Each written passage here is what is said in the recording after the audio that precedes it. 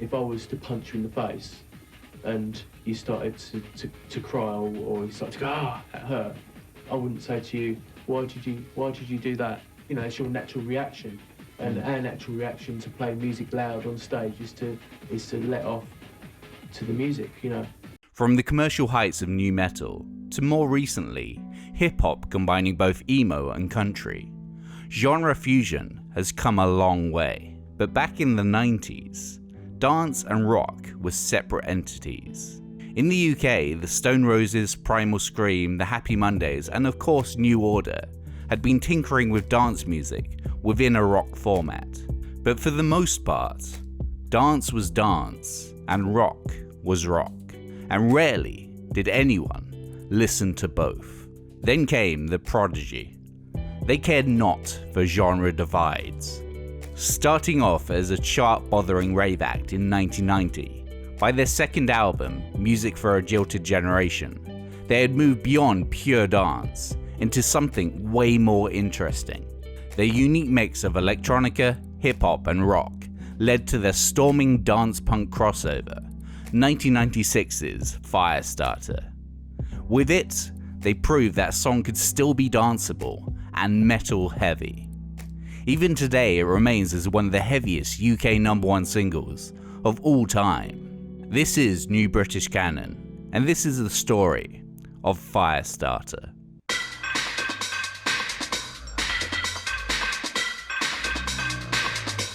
Originally, The Prodigy was only one man, producer and songwriter Liam Howlett.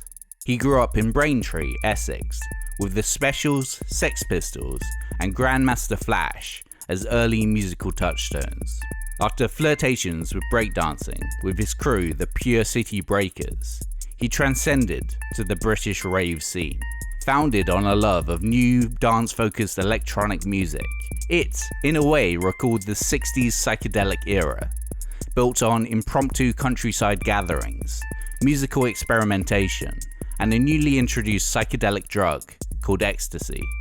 As much clowning around with sound as inspired by the movement, Howlett started creating his own tracks in his bedroom. He has variedly said that his chosen stage name was either just the name of his main synthesizer, a Moog Prodigy, or literally a bout of extreme arrogance. He said in Rolling Stone in 1997, "It was b-boy largeness, I guess, in a way. Like Grandmaster Flash had a grand name, larging himself up with his name. When I first thought of the name, obviously I didn't consider it could be 4 people. It was just me, faceless in my bedroom, writing music. The Prodigy." The concept of The Prodigy as a collective came slightly later.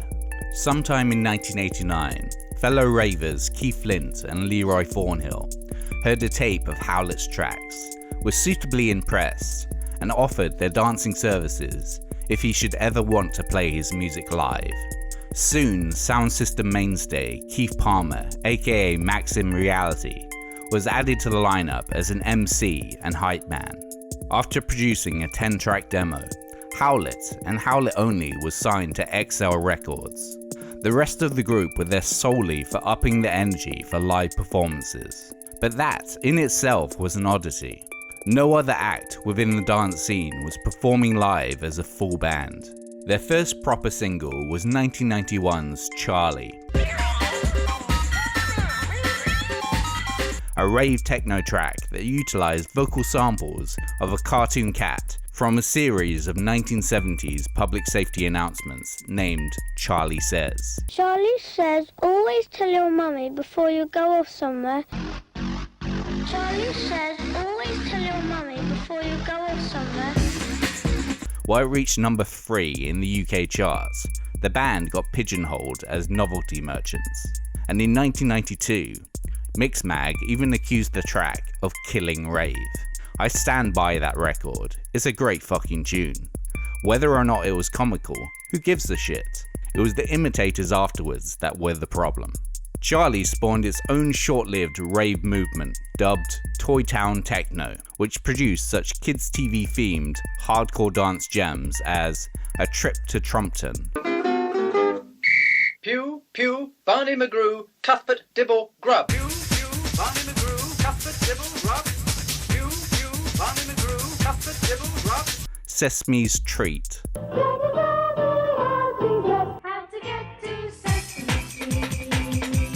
and Rhubarb and Custard.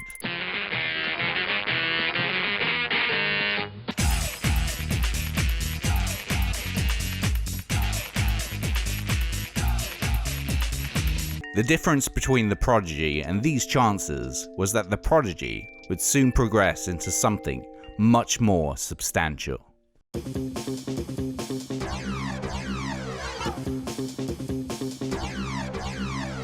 Their first full-length, Experience, was released in 1992, but even by then Howlett had wanted to move past their rave roots. And so, to promote the album, they went the more traditionally rock and roll route of a headlining tour in traditional pubs and club venues. Playing to an audience that were tipsy on beer rather than on one proved a challenge, and Howlett's songwriting changed to compensate, evolving and composing harder tunes with harder sounds for their next release, 1994's Music for the Jilted Generation. In part, the album, and particularly the track Their Law,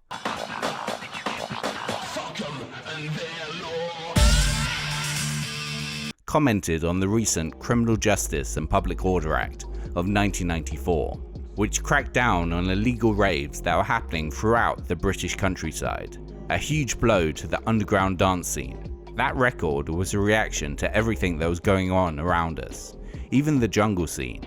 The tempo was going up and up, so I thought, fuck that, we'll go down, and we wrote Poison, which was a hip-hop track.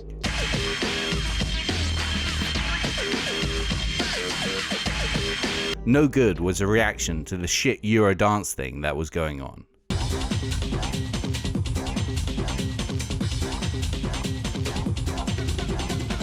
It's an angry album. Critically, the album fared well, even being nominated for the Mercury Music Prize in 1994. But more importantly, around this time, the band were attracting a different type of music fan, not just the ravers they had built their previous name on. This was helped by Howlett's newfound interest in and implementation of rock music in their sound. Rage Against the Machine's debut and the Judgment Night soundtrack having an special impact on the new record. Voodoo People, one of their first tracks to truly cross over within rock clubs, even samples Nirvana's Very Ape.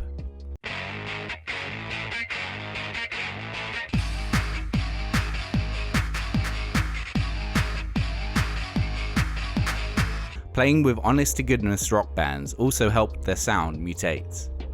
Howlett cites a Danish festival where they opened for Red Hot Chili Peppers being particularly pivotal. We didn't want to be techno boffins on stage. Most of the energy in live acts is coming from rock, so we took elements from that and got inspired by that scene, bands like Biohazard and Suicidal Tendencies.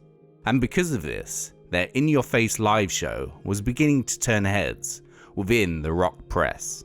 Kerrang! Journalist Murat was so entranced with the group's Glastonbury '95 set that he campaigned hard to get Prodigy featured in the previously hardline metal and punk magazine. But it wasn't an easy sell. Metal purists didn't see the appeal, nor did those into true techno acts like Aphex Twin and The Orbital. We really had to fight to get respect. The dance scene in particular has always been quite snobby against us. Prodigy was stuck in the middle, but appealed to anyone who wanted some loud, great music, who weren't too fussed about what instruments were making it. But their next single would truly ignite interest in the band.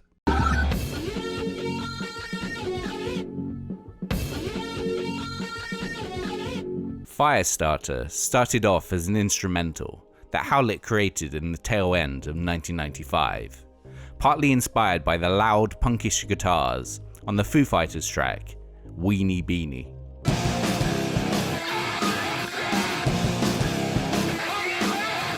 Howlett was impressed by the track's full-on sonic assault, and he attempted to write something similarly impactful. I was starting the new album when I wrote Firestarter, and that was the first thing people were gonna hear. I was messing around sampling loads of guitars, so I'd spend a lot of time recording guitars, then really smashing them up and trying to make new sounds out of it. The distorted main riff was written on a keyboard, but re-recorded and played by their live guitarist and future Pitchshifter member, Jim Davies. But as a means of creating tension in the song, Firestarter samples the drone of the Breeders song, SOS.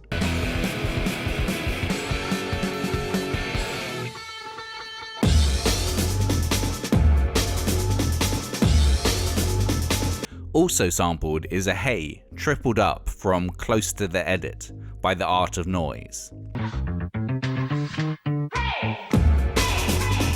And the track's Drums from Hell beat makes ample use of the Voice of Paradise mix of 10 Cities, Devotion.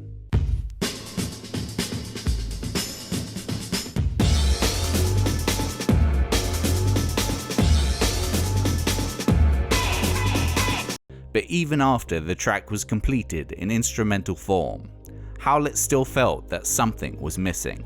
Now, I'd have been happy with a good sample, but Keith says, "I'd really like to try some vocals on that." And I'm like, what? Previously, Flint had solely been a dancer for the band.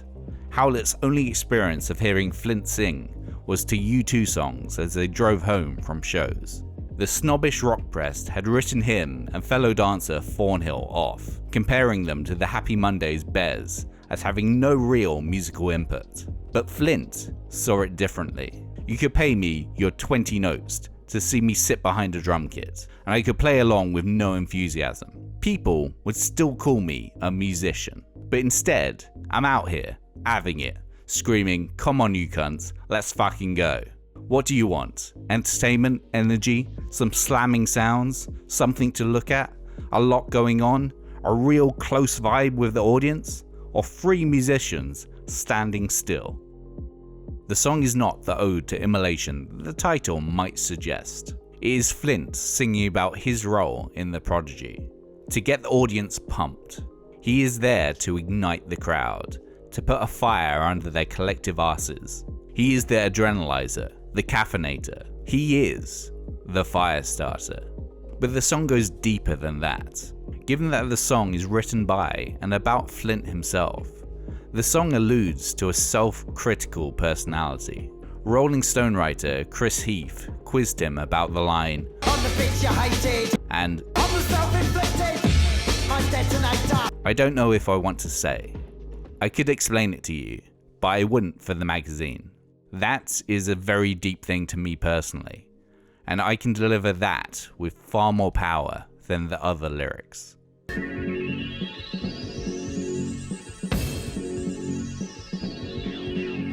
A key aspect to the success of Firestarter was its music video, though that might not have been the case if they'd gone with the first attempt. Said Howlett in 2018, "In the original, Keith was in a straitjacket and had this ball bouncing. It was just nonsense. It cost like £100,000 and I just put it in the bin." As the label needed a video to promote the single, Howlett called Walter Stern, who had previously done the clips for the Jilted Generation singles. As they had wasted the majority of the video's budget on the initial attempt, the official Firestarter video was shot for only £20,000 and black and white as a cost-saving measure. They literally couldn't afford colour. It was filmed in the old abandoned Aldwych tube station, and the dust was so much that the whole crew had to wear masks when filming, with Flint being most on camera, having to endure inhaling the debris. One of the main things that made the video a classic was how Flint looked. During the Jilted Generation cycle, Flint had looked like your average stoner type, long scruffy hair and baggy clothes. But by mid-1995, he changed up his image, applying dark kohl rings around his eyes and shaving and dyeing his hair into neon devil horns, which, mixed with his nose bar, made him the Prodigy's live focus, a figurehead for the band. The last element added to his video look, the Stars and Stripes jumper, was less fought over. I was on my way to the video and went to Camden Market to find something to wear. I went to this second-hand store, saw the Stars and Stripes, and I liked the contradiction of us being this British band and wearing the Stars and Stripes jumper. It was £5. I bunged it on and it had its own impact.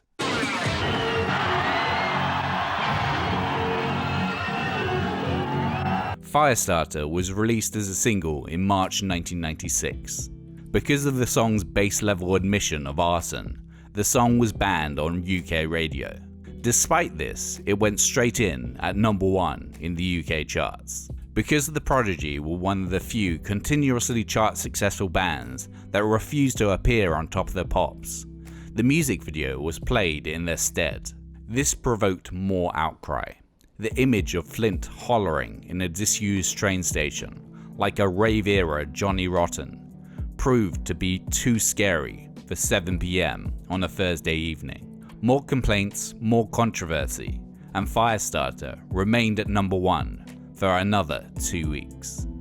After its third week at number 1, it dropped to number 3, but was joined in the top 100 by all of The Prodigy's previous singles. I can't actually remember another record that has come out of nowhere to get like that. Not even Radio 1 would play it. They were like, no way, no fucking way. It actually got there on the buzz of the band and street level, which doesn't happen now. After a second number 1 in the form of Breathe in November, Prodigy released the album The Fat of the Land in June 1997 to massive international success. Due to the MTV-friendly videos of their previous singles and crossover airplay on rock and dance radio, it would be the first electronic album to hit number 1 on the US Billboard album chart. But with Firestarter, the band had truly crossed over. They had always charted high in the UK, all their singles by this point having reached the top 20. But this not only gave them international fame, but they were also beyond merely a dance act. If you asked the band about it, they would thumb their nose at any genre applied to them. Simply, they made Prodigy music. They were just as home on the cover of Mixmag, NME, Kerrang, or Rolling Stone. And their influence is admirable. Their sound further blurring the lines between rock, hip-hop, and electronica. Bands as diverse as Sepultura, Refused, Pendulum, Enter Shikari, and Skrillex all cite the group as an inspiration, not to mention any other act that has attempted to meld big beats with distorted guitars in their aftermath. As Howlett has stated, maybe it's all gone to my head, but I believe we should be revered like the Specials, Oasis, and the Sex Pistols. What else can be expected from a man that called himself The Prodigy? Beyond anything else though, Keith Flint became an icon. His appearance in the Firestarter video, one of the most enduring images of the 90s. Though he sadly passed last March, he will live on forever in that image, and in rock clubs the world over.